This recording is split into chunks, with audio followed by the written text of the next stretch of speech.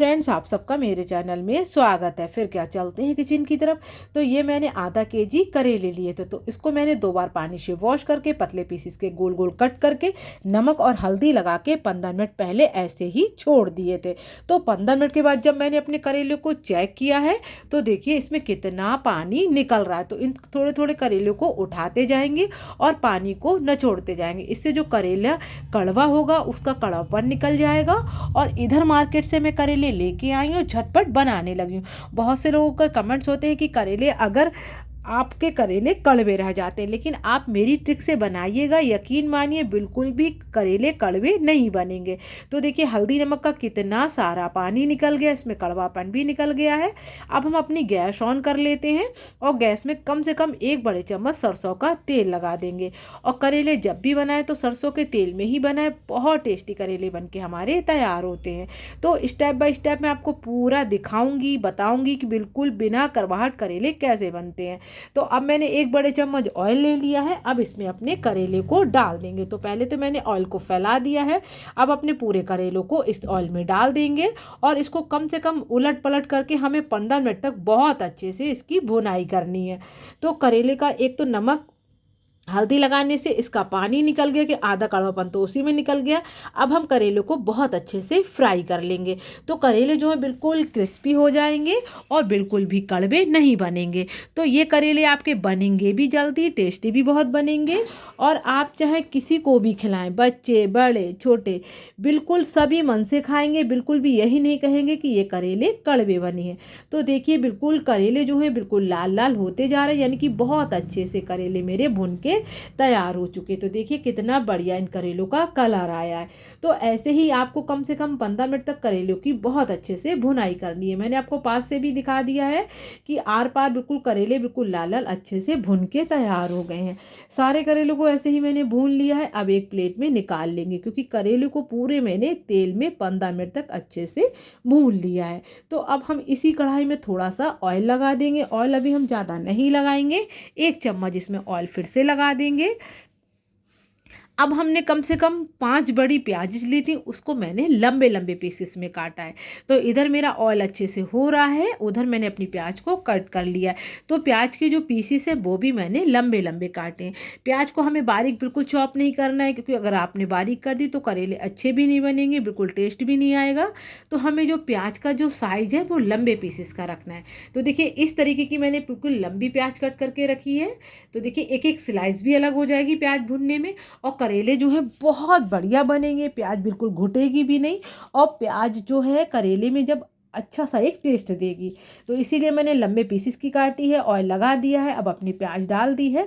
अब इसकी अच्छे से भुनाई करेंगे। तो प्याज को हमें इतना भून लेना है कि प्याज के लच्छे थोड़े से अलग अलग हो जाए और प्याज हमारी अच्छे से भुन जाए। हमें प्याज को बहुत ज़्यादा भुनाई नहीं करनी है, हल्का हल्का भूनना है। तो हमें प्याज को अच्छे से भून के तैयार कर लेना है। प्याज हमारी हल्की हल्की भून के अच्छे से तैयार हो गई है। अब कम से कम मैंने ये 10-12 हरी मिर्च ली थी जो लंबे पीसेस की कट कर ली। अब उनको भी डाल देंगे, इसको भी इसी में भून लेंगे। तो भाई मिर्च आप अपने मन मुताबिक कम और ज़्यादा कर सकते हैं, लेकिन करेले कड़वे होते हैं इसीलिए मैंने थोड़ी सी मिर्च को सही डाला है, प्याज को भी सही डाला है, जिससे करेले का बैलेंस बिल्कुल परफेक्ट बन के तैयार हो। तो अब इसमें हमें 1 छोटे चम्मच हल्दी डाल देंगे। हल्दी को थोड़ा कम ही डालेंगे क्योंकि हमने करेले में भी हल्दी मिलाई थी। तो अब इसको प्याज में और हरी मिर्च में बहुत अच्छे से हल्दी को मिक्स कर दिया है। अब आधे चम्मच से भी कम 1/4 चम्मच मैंने पिसी हुई मिर्च डाल दी है। 2 चम्मच हम इसमें पिसा हुआ धनिया डाल देंगे और 2 चम्मच हम इसमें पिसी हुई सौंफ डाल देंगे। तो थोड़ी सौंफ जो है वो हमें दरदरी पीस के डालनी है, तभी इसका करेलों में टेस्ट बहुत अच्छा आता है। अब मसालों को हम प्याज में बहुत अच्छे से मिक्स कर लेंगे। तो भाई इसको कम से कम 2-3 मिनट तक ऐसे ही मसाले को प्याज को अच्छे से भुनाई करेंगे।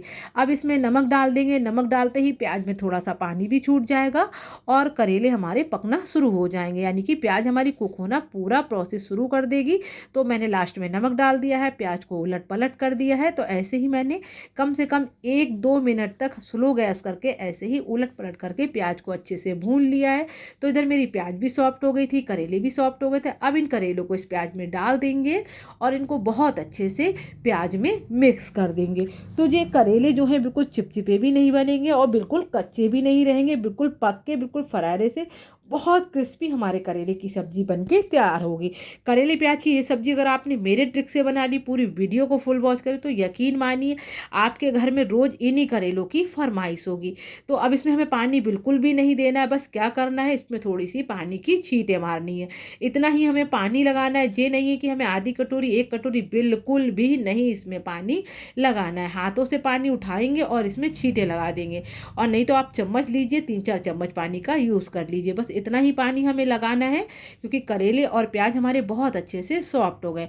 तो देखिए मैंने पानी की छींटे लगा दी हैं। अब अपनी लिड लगा के इसको स्लो गैस पे अच्छे से 2-3 मिनट तक इसको कुक होने देंगे।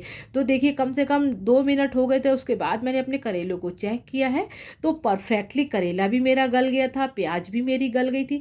तो आप बिल्कुल पास से देख रहे हैं, बिल्कुल फरारे-फरारे और बहुत बढ़िया करेले बन के मेरे तैयार हुए। तो देखिए इस तरीके से जब करेले बिल्कुल अच्छे से कुक हो चुके हैं, इसमें ना तो ही प्याज कच्ची रही ना कड़वे, बिल्कुल बहुत अच्छे से कड़वे वो करेले जो है हमारे बिना कड़वाहट के बहुत अच्छे से कुक हो गए। तो इसकी मैंने लिड लगा दी है और आधे मिनट तक फिर इसको पकाया है, आधे 1 मिनट तक। अब इसमें हम खटाई डाल देंगे। तो खटाई ये मैंने 1 आम ली थी, इसके पीसेस कर लिए थे, 2-3 खटाई की सूखी हुई खाप ली हैं।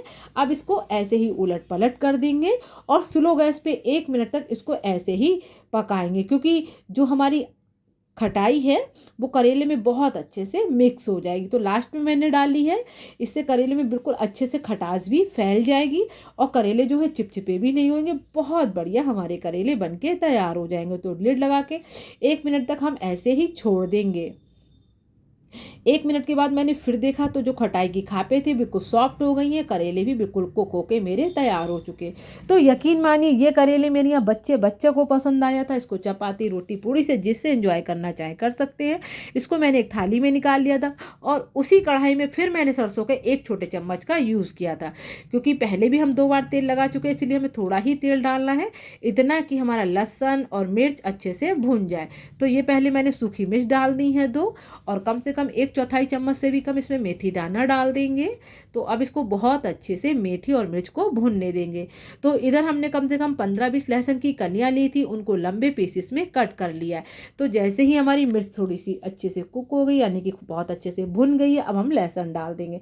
तो लहसुन को भी हमें बहुत अच्छे से भुनाई करनी। अब इसमें कम से कम 1 छोटे चम्मच भर के हींग डाल देंगे। देखिए तड़का बिल्कुल कितना बढ़िया हो गया है। अब अपने सारे करेले डाल देंगे।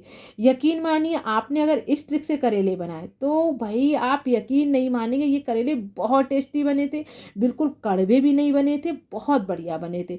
सफ़र में, लंच बॉक्स में, बच्चों के टिफ़िन में, जिसमें देना चाहें आप इसको दे सकते हैं, बिल्कुल भी ख़राब नहीं होंगे। इसको 8 दिन तक आप सेफली इसको ऐसे ही रख के इंजॉय कर सकते हैं, घर पे भी खा सकते हैं, सफ़र में भी खा सकते हैं। तो मेरे ट्रिक से आप बनाइएगा, वीडियो को फुल वॉच कीजिएगा। तो मैं आपको पास से भी दिखा देती हूँ कि कितने अच्छा सा फरारा सा बिल्कुल इतना बढ़िया करेला बना है कि सबको मेरे यहाँ करेले खाने की एक आदत सी पड़ गई है कि मम्मी आज करेले बना लीजिए, आज करेले बना लीजिए। तो मेरे यहाँ सबको करेले बहुत पसंद आते हैं। तो इसको आप पराठे से एंजॉय करना, यकीन मानिए बहुत टेस्टी लगती है, पूड़ी से भी बहुत टेस्टी लगते हैं, चपाती से भी बहुत टेस्टी लगते हैं। तो भाई मैं तो जाती हूँ इनको एंजॉय करने के लिए, आप भी इनको बनाइए, एंजॉय कीजिए। थैंक्स फॉर वॉचिंग, लाइक और सब्सक्राइब।